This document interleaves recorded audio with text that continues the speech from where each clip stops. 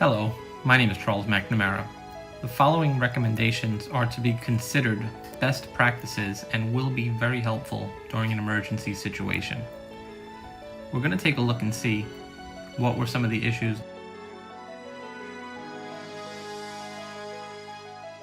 12-alarm fire in a Center City high-rise is under control, but not before killing 3 firefighters and injuring at least 10 others. The first alarm sounded at 8:27 last night on the 22nd floor of the Meridian Bank Plaza building, right across from the southwest corner of City Hall. By midnight, the fire had gone to 9 alarms, and you could see from Chopper 6 the thick black smoke that filled the night sky. Officials say fire prevention systems failed here, and if they had worked, the fire could have been brought under control in about an hour. Smoldering debris fell from the building all night, and with sub-freezing temperatures, frozen water made for an unusual sight below. At 2 a.m., the fire ran to 12 alarms, and in the early morning hours, you could see from our pictures how fiercely the fire had spread. Just after 6:30 this morning, as dawn was breaking, the fire appeared to engulf a full 3 stories of the building. By 7:30, firefighters were pulled from the upper floors of the building. It was deemed just too dangerous for them to be there, but it was too late for these 3 firefighters killed overnight, all from Engine 11, Captain David Holcomb, and firefighters Phil McAllister and James Chappelle. Now, with 9 floors burning, Action News reporter Lucy Yang tells the rest of the story tonight. By daybreak, this building was so hot, the steel beams started buckling and the concrete began cracking, forcing structural engineers to declare the building unsafe. The fear being that all 8 incinerated floors would simply collapse. By then, overnight firefighters were also near collapse themselves. The fireball created such a thick fog of smoke that there was apparently no visibility inside. Can you see anything as you walk through the floors? Barely. When you're fighting a fire, it's really just done by feeling. Officials tried to tame this inferno from all possible angles, from hoses on the ground to powerful streams of water from neighboring skyscrapers. This bird's eye view from the rooftop of Center Square shows how the once plush offices have now turned to soot and ashes. According to fire officials, everything that could have gone wrong here did. Commissioner Allshafer reports not only did the power system and its backup generator collapse, the fire pumps, standpipe systems, and backup systems also failed to work.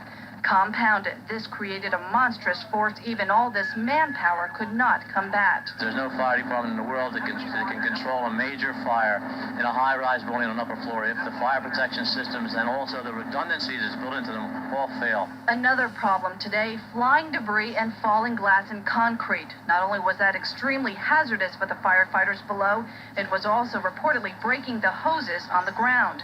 No matter what view you had of this smoldering wreck today, fire officials all agree this was the worst high-rise blaze any of them has ever battled.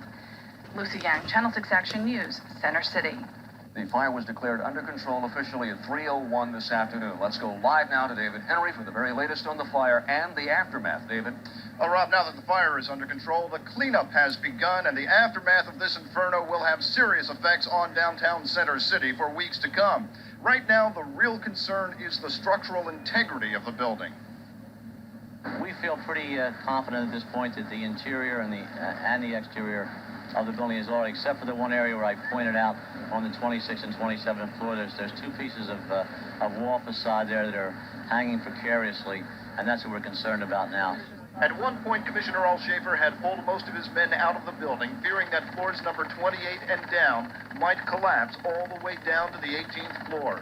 There are still hot spots in there. Normally, they'd be hosing them down, but they're holding off to prevent further structural damage. We're concerned that the cold water on the hot steel up there will cause further contraction and expansion and then give us a collapse. We're going to let the building cool down normally and probably go up there for final extinguishment sometime tomorrow. About an hour after the fire was declared under control, firemen and structural engineers were able to start their investigation on the 22nd floor where the fire started. Now, tomorrow's rush hour promises to be a real nightmare, since 15th Street and the southwest part of the loop around City Hall will remain closed for a while. We are going to deploy all our special units, including Highway Patrol and our Patrol Bureau personnel at all the key intersections to ensure that we keep traffic flowing smoothly. Heard after a fire at a hotel in downtown Austin. Austin firefighters saying they saw the smoke coming from the Doubletree Hotel on 15th Street. Video sent to report it even showed some flames coming from the rooftop. Firefighters say this fire started in the cooking ventilation system because the fire happened in a high-rise. AFD brought in nearly 100 firefighters along with 12 trucks. We spoke with one woman this afternoon who evacuated the hotel. She says on the 13th floor, the alarms weren't very alarming. They had no idea to escape until they saw smoke.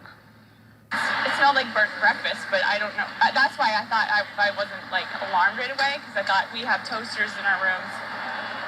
There's microwaves. It was probably burnt popcorn, burnt toast, but it was smoke in the hallway. Well, firefighters say the alarms didn't go off because none of the smoke went into the building. They were inside the ventilation system. The fire causing about $50,000 worth of damage. Guests will be able to stay at the hotel tonight, but the kitchen will be out of service for the whole week.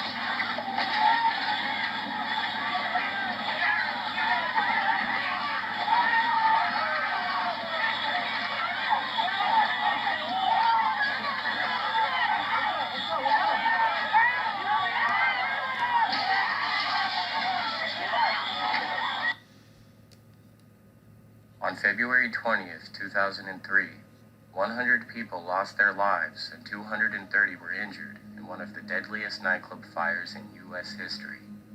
The fire was caused by pyrotechnics that were set off as the band Great White began to play its opening song. The illegal indoor use of outside fireworks led to the igniting of highly flammable soundproofing foam in the walls of the stage. Within 30 seconds of the fire starting, the entire stage was engulfed. Most of the 462 occupants ran for the narrow hallway of the front entrance.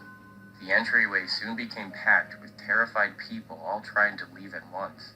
Some were trampled to death as the frightened crowd tried to escape the smoke and flames that were closing in behind them. In the chaos, the front door became a tangled mess of bodies as dozens of people piled on top of each other in a frenzied attempt to flee. Within 5.5 minutes, the entire club was engulfed in flames and hundreds of lives were lost and ruined. During the investigation, it was concluded that a fire sprinkler system would have contained the fire long enough for everyone to escape. Because of the building's age and size, it was thought to be exempt from sprinkler system requirements. However, the building had undergone changes that removed its exemption from the law, a fact fire inspectors never noticed. On the night of the fire, the club was legally required to have a sprinkler system, but did not. Firefighters remain on scene here working to determine a cause of this deadly blaze at the president's namesake Manhattan building. Flames erupting from the 50th floor of Trump Tower in Midtown Manhattan. grinding Fifth Avenue to a halt as bystanders watched black smoke billow from the windows, debris fall to the street. That didn't look natural. It was so much fire shooting out, and then the glass started falling down. The New York City Fire Department says they were alerted to the 4-alarm blaze around 5:30 p.m. Saturday and arrived within minutes. The apartment was virtually entirely on fire. They pushed in heroically. They were knocking down the fire. Inside the apartment, 67-year-old Todd Brassner, an art dealer, was found unconscious. He died at the hospital. The tower is home to the president and first family, who were in D.C. at the time. Fire officials say the Secret Service reported no damage to the president's penthouse on the 66th floor. The president tweeting this shortly after. Fire at Trump Tower is out. Very confined, well-built building. Firemen and women did a great job. In all, some 200 firefighters and EMS personnel responded. The apartment, they tell me, was quite large, so there's quite a lot of furniture. This mother, who lives on the 37th floor, said she feared foul play. We was panic because all the time when you live here, you believe in this emergency like it's the worst, no? Like a terrorist attack or something like that. 6 firefighters were injured fighting this blaze, but all are expected to be okay. Again, the cause still under investigation this morning, but we do know that firefighters were called here because of an automated alarm, meaning the person who died inside did not have time to call 911. Looking at these case studies, what are the major issues in most of these previous events? What could have been done to prevent them from happening?